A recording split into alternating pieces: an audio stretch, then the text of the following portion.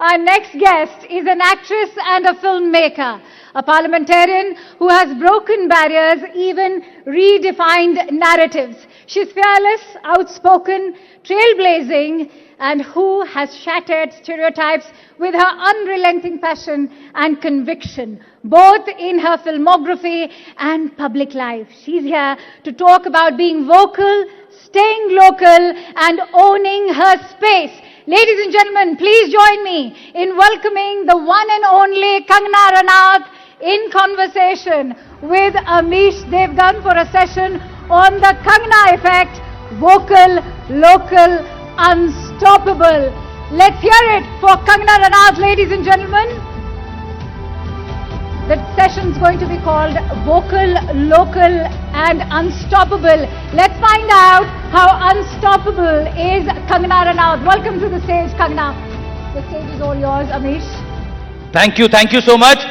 जोरदार तालियों के साथ अभिनंदन करिए member of parliament, film maker, writer, actor Kangana Ranaut का। कंगना जी, अभिनंदन है आपका। बहुत धन्यवाद sir. Thank you for this very exciting and very kind introduction. Good evening everyone. तो सभी सवाल पूछ सकता हूं मैं, मतलब आज खुलकर धुरंधर तरीके से। आपको किसी की परमिशन की जरूरत है? I don't think so. देखिए, आप देश की राइजिंग पॉलिटिशियन हैं, वेल एस्टैब्लिश्ड एक्ट्रेस हैं।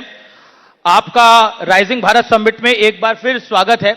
आप एक बार पहले भी आई थी, तब आप मेंबर ऑफ पार्लियामेंट नहीं थी, एक्ट्रेस थी। तो कैसा महसूस हो रहा है राइजिंग के मंच पर, न्यूज 18 नेटवर्क पर दोबारा आकर?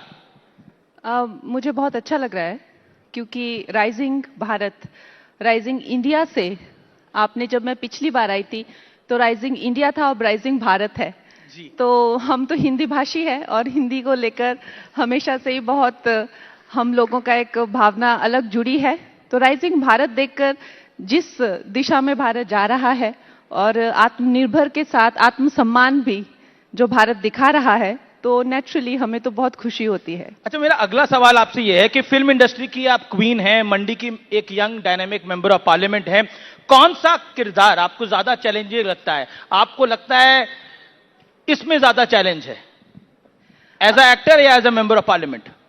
अमीश जी, देखिए, जो काम आता है वो आसान लगता है और जो काम नहीं आता है वो मुश्किल लगता है। तो कौन सा नहीं आता है? नेचुरली अभी तो मैं सीख ही रही हूँ।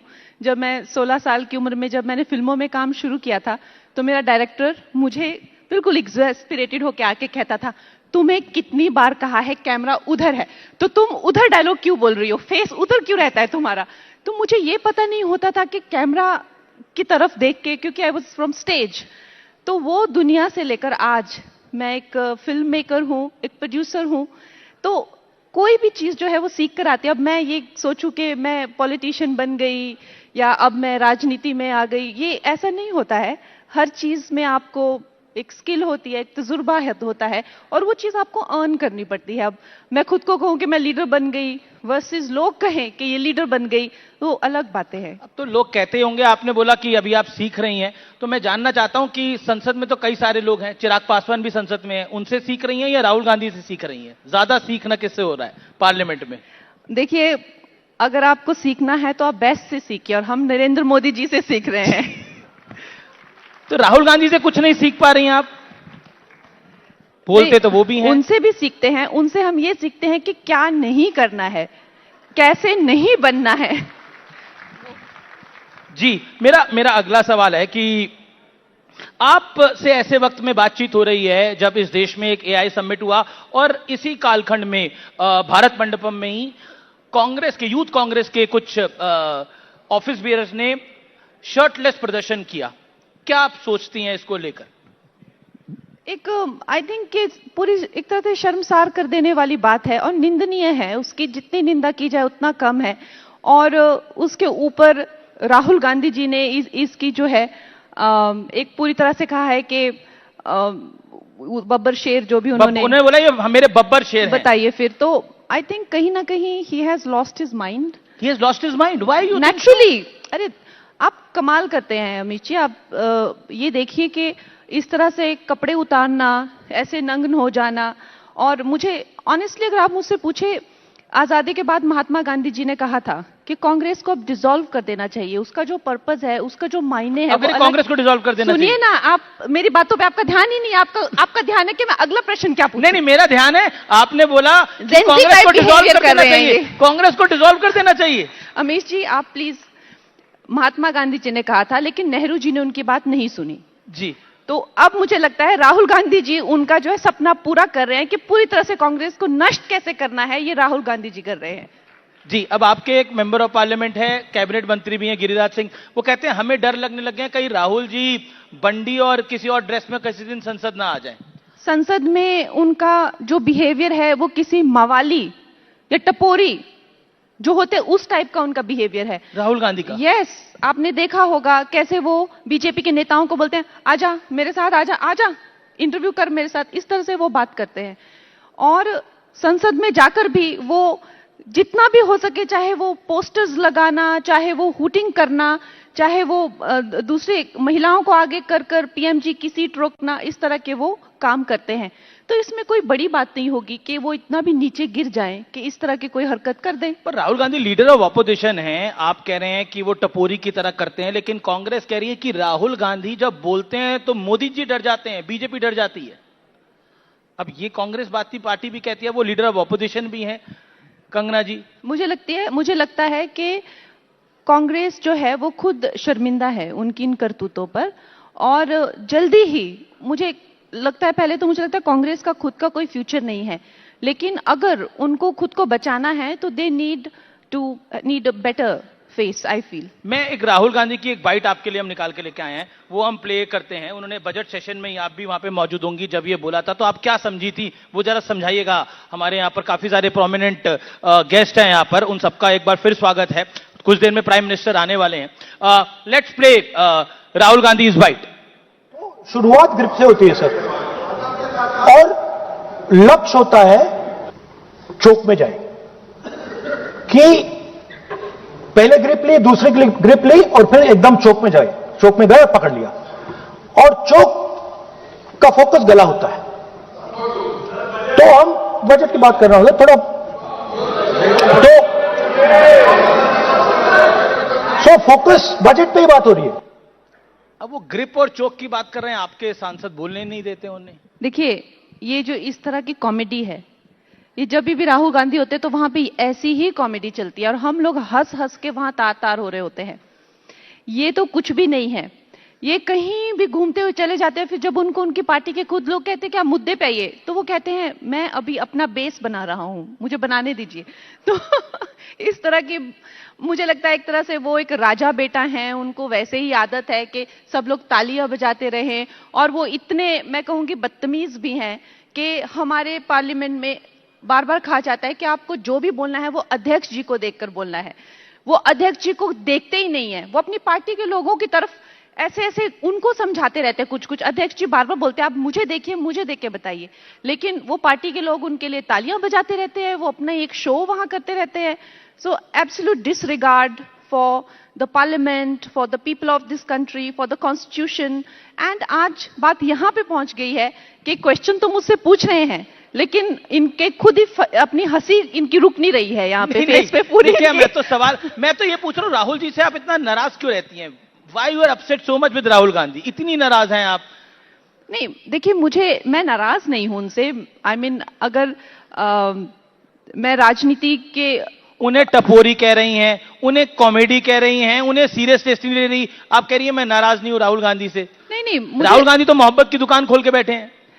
आई थिंक राहुल गांधी जो हैं वो इस देश के लिए बहुत बड़ा खतरा है, क्योंकि वो बेवकूफ हैं, वो तो हैं ही, क्योंकि वो बाहर जाकर हमारे देश के बारे में, हमारे देश की डेमोक्रेसी के बारे में जिस तरह की बातें करते हैं, जिस तरह से वो इंटरनेशनली भी हमारे देश को, हमारे इकोनॉमी को सबोटाज करने की कोशिश करते हैं, जिस तरह से वो ऐसी ऐसी शक्तियों के हाथों एक कठपुतली बन गए हैं जो कि हमारे देश को तबाह करना चाहते हैं, तो कॉमेडी या इस तरह की बात अलग होती है। लेकिन जितना लो उनका आईक्यू है और जितना लो उनका सेल्फ एस्टीम, या ये भी कह लीजिए, आप देख सकते हैं किस तरह के वो, उनको कैप्चर कर लिया गया है, and he is a very big threat right now. So obviously, as a not just, I mean, I don't consider myself some big gyani of politics, but just as an Indian, I feel कि even in the opposition, we deserve better. This जी, is, yeah. सुनने में आ रहा है आप Hollywood जा रही हैं, आप ये सही है क्या? See, I have some offers, लेकिन depending on my time and inclination, we'll take a call. जी, हाल ही में काफी सारी फिल्में आई हैं जिनको लेकर बड़ा विरोध शुरू हो जाता है. कश्मीर फाइल्स आई, उसको एजेंडा फिल्म कहा गया. धुरंधर आई, उसको कहा गया कि उसमें बहुत वायलेंस है. आपकी इमरजेंसी आई, उसको लेकर बहुत सारी बातें हुई. क्या कहना चाहती हैं आप उसको लेकर? देखिए, फिल्में जो है उनका मूलतः उनका ये इस तरह का ही, चाहे आर्ट का कोई भी वर्क हो, चाहे बुक्स हो, चाहे फिल्म्स हो, एक संवाद तो सोसाइटी में होना चाहिए और स्ट्रांग रिएक्शंस भी होनी चाहिए. तो मैं नहीं देखती कि कंप्लीटली गलत है, लेकिन सिर्फ उनको जो है एक तरह से बैन कर देना, बॉयकॉट कर देना, उनको डिसमिस कर देना, उनको किसी तरीके से जो है वो एक समीक्षा होती है और एक बिल्कुल जो है आलोचना होती है. समीक्षा अलग है और आलोचना अलग है.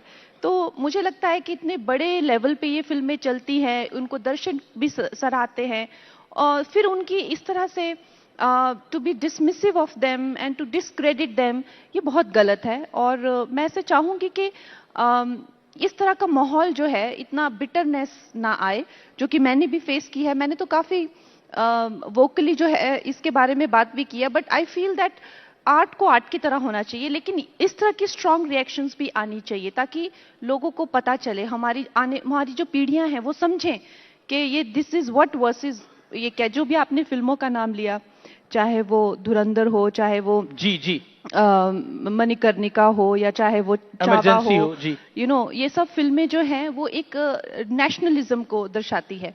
और दूसरा जो है एक अलग तरह की अप्रोच है लाइफ को. एक थप्पड़ एक गाल पे पड़ा तो दूसरा गाल आगे करो. एक अप्रोच है कि एक थप्पड़ मारोगे तो तुम्हारा जबड़ा तोड़ देंगे. तो it should be discussed in society and it's okay to discuss things and to evaluate. There is nothing wrong, लेकिन किसी को बिल्कुल डाउन राइट जो है डिस्क्रेडिट कर देना, डिस्कार्ड कर देना, दैट इज नॉट गुड. जी, बिल्कुल. आखिरी सवाल है, आपका अच्छा दोस्त कौन है? फोटो आएंगी, सलमान खान, शाहरुख खान या आमिर खान? ये मेरे दोस्त कब से बन गए. फिर भी इनमें से ज्यादा पसंद कौन है? आई थिंक मुझे actually I think Salman is quite cool. जी, अगला देख लेते हैं. बेहतर प्रधानमंत्री कौन है? अटल बिहारी वाजपेयी, डॉक्टर मनमोहन सिंह या नरेंद्र मोदी? Choose one. प्रधानमंत्री नरेंद्र मोदी जी. प्रधानमंत्री नरेंद्र मोदी. बेहतर विपक्षी नेता कौन है? राहुल गांधी, अखिलेश यादव या Mamata Banerjee? I think an opponent should be good. I think Mamata Banerjee is a good opponent.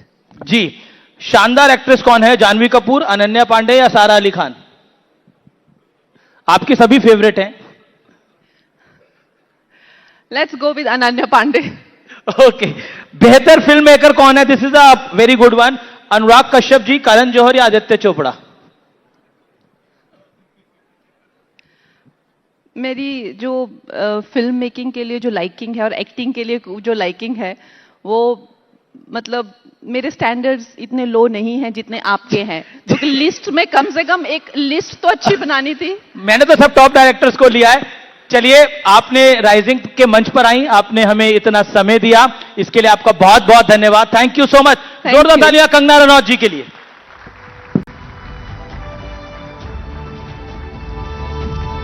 Ladies and gentlemen, let's give it up for the lady who's defied Bollywood norms and, of course, nepotism, and is continuing to leave a mark in the field of politics as well as an assertive, independent parliamentarian. Let's give it up for Kangana Ranaut, please.